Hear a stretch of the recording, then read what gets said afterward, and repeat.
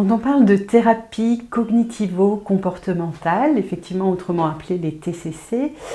c'est une méthode, c'est un outil thérapeutique qui permet de travailler avec le patient ou avec la personne qui souhaite arrêter de fumer, dans notre cas, de pouvoir travailler à la fois sur des principes de pensée, la cognition, et à la fois sur des principes comportementaux, c'est-à-dire des attitudes que l'on va mettre en place suite à des pensées et suite à des émotions. Donc on va pouvoir travailler sur ces différents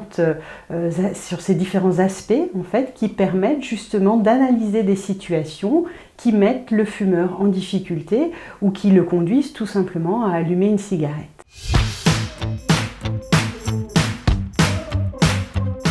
Les thérapies cognitives et comportementales permettent également de cibler des situations qui posent problème aux fumeurs, c'est-à-dire pouvoir empêcher finalement l'allumage d'une cigarette en analysant les situations et en lui permettant lui-même d'auto-analyser cette situation. On va analyser ensemble ainsi à la fois les processus de pensée qui peuvent conduire à l'allumage d'une cigarette, mais également les émotions qui vont l'y conduire. Je vous donne un exemple. Par exemple, je vais à un entretien d'embauche, je me sens stressée parce que je pose un regard sur cette situation où je ne me sens pas capable d'aller à cet entretien, pas suffisamment sûre de moi, donc je vais développer des émotions négatives. Avec le thérapeute, je vais donc pouvoir travailler à la fois sur cette situation, sur les pensées qui me conduisent à penser négativement et à allumer une cigarette parce que j'imagine que cela va me permettre de gérer mon stress. On va à la fois travailler sur la confiance en soi, l'estime de soi,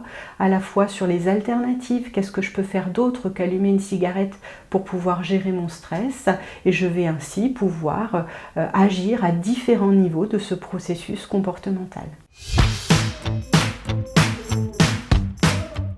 Alors, les TCC sont une méthode qui a été prouvée scientifiquement, qui est une méthode complémentaire évidemment à d'autres méthodes et qui bien sûr vient complémenter par exemple les traitements de premières intentions de substituts nicotiniques et qui permettent de travailler non plus sur la dépendance physique là, mais sur la dépendance psychologique et comportementale et qui amènent des résultats extrêmement probants par rapport à ce sevrage.